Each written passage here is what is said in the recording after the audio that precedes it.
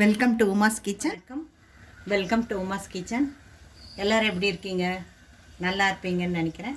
உங்கள் எல்லாருக்காகவும் என்னுடைய ப்ரேயர் என்றைக்குமே இருக்கும். இன்றைக்கி என்ன வீடியோ பார்க்கலன்னா, சேமியாவும் ஜவ்வரிசியும் வச்சுட்டு ஒரு பாயசம் பண்ண போகிறேங்க. எல்லாருக்கும் தெரிஞ்சது, இருந்தாலும் பண்ணுறதுனால எடுக்கிறேன். சரிங்களா? இதில் நான் ஜவ்வரிசியை கொஞ்சம் ஊற வச்சிட்டேன். இப்போ காலையில் பண்ணுறத நைட்டே ஊற வச்சிட்டேன். ஒரு 2 மணி நேரம் 3 மணி நேரம் ஊறினா போகிறோம். அப்புறம் அதுக்கு சேமியா கொஞ்சம் எடுத்துட்டேன். இது சேமியானா இது வந்து பொடி பொடியாக இருக்குது, பெருசு கிடைக்கல, எனக்கு சின்னதாக இருந்துச்சு, கொஞ்சமாக எடுத்துட்டேன். அப்புறம் பால் 1 லிட்டர் காய்ச்சி வச்சுருக்கேன். முந்திரி திராட்சை எடுத்து வச்சுருக்கேன்.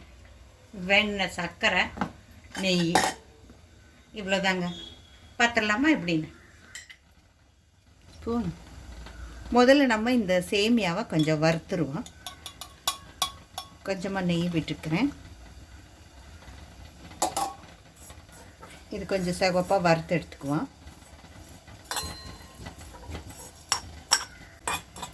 வறுத்தாச்சு. இந்த சூட்லேயே கொஞ்சம் ஆகும்ல, இதை எப்படி தனியாக எடுத்து வச்சிட்றேன்.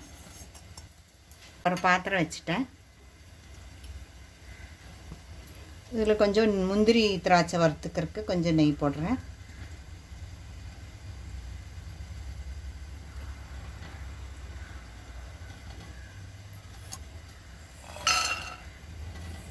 கொட்டிட்டேன். அதையா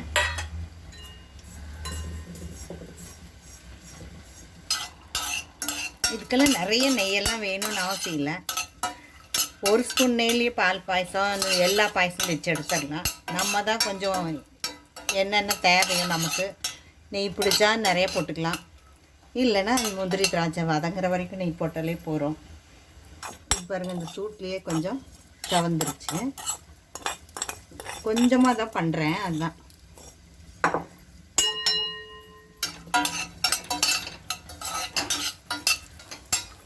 போது வறுத்தது. இதுலேயே நான் ஜவ்வரிசியை வேக போட்டுக்கிறேன்.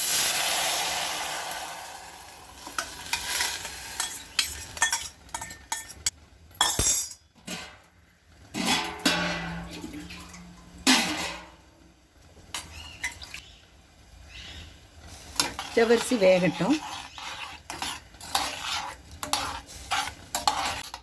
பாருங்க, கொஞ்சம் தண்ணியில் ஊற்றி வேக வச்சேன், கெட்டியாயிட்டு வருது. அது கொஞ்சம் பாலும் ஊற்றிக்கிறேன். தண்ணி நீ சேர்த்த வேண்டாம், பச்சை தண்ணி ஊற்றினா நல்லா இருக்காது. அதனால் பால் ஊற்றி வேக வைக்கிறேன்.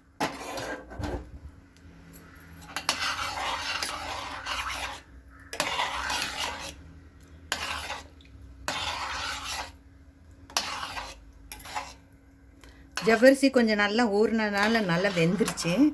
அதனால் நான் என்ன பண்ணுறேன், இந்த சேமியாவும் இதிலே போட்டு வேக வச்சிட்றேன்.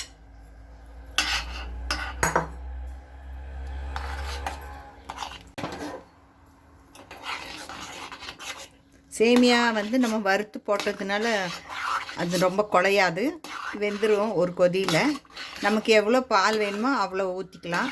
ஊற்றிட்டு சர்க்கரை போடணும், அவ்வளோதான். நான் இதில் சர்க்கரையும் போடுறேன். சர்க்கரை போடுறேன்.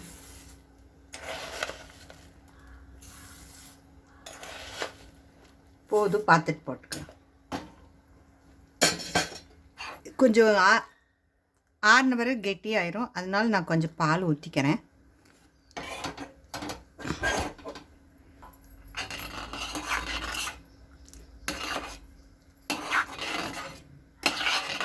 நிதானமாக அடுப்பு எரியணும். இது கொஞ்சம் கெட்டி பாத்திரனால சீக்கிரம் அடி பிடிக்காது.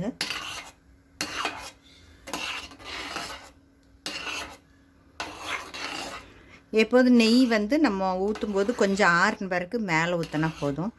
இந்த திராட்சை முந்திரி மட்டும் கொஞ்சம் ஆறின பிறகு மேலே போட்டுக்கலாம்.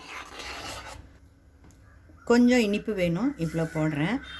அதாவது நெய் ஏன் அப்படி சொன்னேன்னா, கடையில் வாங்கின நெய்யில் உப்பு போட மாட்டாங்க, கெட்டு போகாது.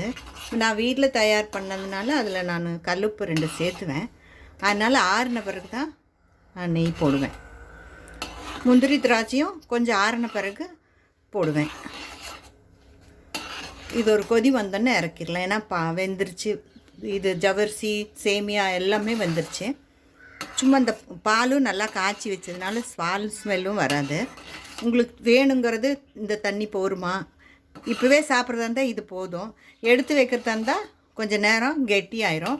அப்போ கூட இன்னும் கூட பால் நீங்கள் சேர்த்திட்டு மொத்தமாக அப்படி வைக்கலாம். நம்ம சௌரியம் தான் எல்லாமே. ஏலக்காய் போட சொல்ல மறந்துட்டேன். இதை வருங்க, ஏலக்காய் போடுறேன்.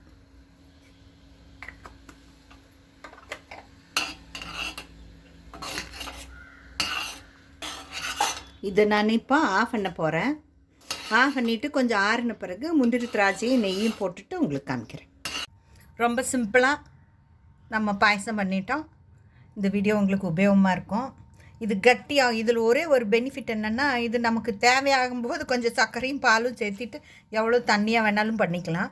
அது மறுபடியும் அது கெட்டியாக தான் ஆகும். அதனால் பயம் இல்லாமல் பண்ணிக்கலாம். ஆனால் நெய் மட்டும் நான் சொன்னதை ஞாபகம் வச்சுக்கோங்க. உப்பு போட்ட நெய்யாக இருந்தால் ஆறின பிறகு ஊற்றிக்கோங்க.